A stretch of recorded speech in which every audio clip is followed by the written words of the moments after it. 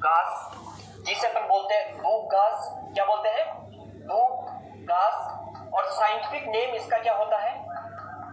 Scientific name होता है साइनोडोन डेक्टाइलोन।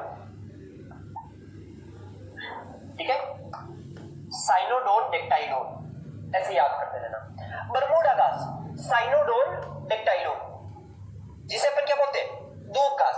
अब आप लोगों ने देखा होगा कि ये जो धूप घास है ये ज्यादातर फैलती किसकी वजह से? इसका जो प्रसारण होता है तो ये वेजिटेटिवली और सीड्स के द्वारा, दोनों के द्वारा प्रोपोगेट होती है। लेकिन अगर अपन बात करें, जैसे ये इसका मेन प्लांट है, ठीक है, तो अब इसमें क्या स्टोलन निकलेंगे, स्टोलन, ठीक है। एक तो ये स्टोलन से फैलेगा, ठीक है, इस तरह से। दूसरा अपन इसको रनर्स भी बोल सकते हैं। क्या बोल सकते हैं? रनर्स। तो इसका जो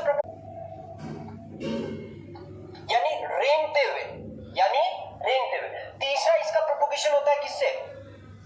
राइजोम्स, अंतेभूस्थारिका, अंतेभूस्थारिका। अंदर से भी ये क्या है, काफी बार बाहर निकलते हुए अपने को देखने को मिल सकते हैं। तो इस तरह से अब आप इसको नियंत्रित करने का प्रयास करोगे तो अगर जैसे आपने खुदाई की, टिलेज किया, तो आपने इसको यहां से काट दिया, लेकिन जड़ का छोटा सा पोर्शन जमीन में रह गया, ये दूसरे दिन वापस बाहर निकल जाएगा, ये दूसरे दिन वापस बाहर निकल। तो ऐसी कंडीशन में इसका नियंत्रण क्या होता है? काफी कठिन होता है। तो अपन कहते हैं कि कुछ ऐसे वीड होते हैं जो काफी प्रकार से मल्टीप्लाई होते रहते हैं, तो इस वजह से उनको नियंत्रित करना काफी कठिन होता है। तो नियंत्रित करने में कठिन होने में पहला तो अपन ने लिखा बरमूडा घास। क्या है? बरमूडा घास, जिसको अपन क्या बोलते हैं? धूप घास या साइनोडोन डेक्टाइलोन। दूसरा अपने पास आता है क्या? नटसेज। दूसरा अपने पास क्या आता है? नटसेज, जिसे अपन बोलते हैं मोथा। क्या बोलते हैं? मोथा। और साइंटिफिक नेम क्या है इसका? साइप्रस रोटेंडस, साइप्रस रोटेंडस, मोथा या साइप्रस रोटेंडस। अब देखो, मोथा किसके द्वारा होता है? मोथा एक तो राइजोम्स और दूसरा ट्यूबर्स। दूसरा क्या है?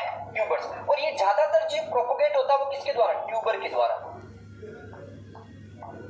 ठीक है, अब ट्यूबर का मतलब आपने अगर मेन पौधे को निकाल दिया तो भी इसके छोटी छोटी गांठें, ट्यूबर्स का मतलब छोटी छोटी गांठें, अगर जमीन में रहेगी तो वो वहां से निकलने लग जाएगा। तो ये इस तरह से अपन इसको बोलते हैं नॉक्सियस। कंट्रोल करना काफी डिफिकल्ट है। इसके अलावा देखो, एक अपने लिखा पार्थिनियम। क्या लिखा? पार्थिनियम। सर पार्थिनियम को क्या कंट्रोल नहीं किया जा सकता? किया जा सकता है, लेकिन डिफिकल्टीज काफी ज्यादा क्रिएट होती है इसके अंदर, डिफिकल्टीज काफी ज्यादा क्रिएट होती है। ऐसा माना जाता है कि ये जो पार्थिनियम है वो सीड, फ्लावर बड और टिलर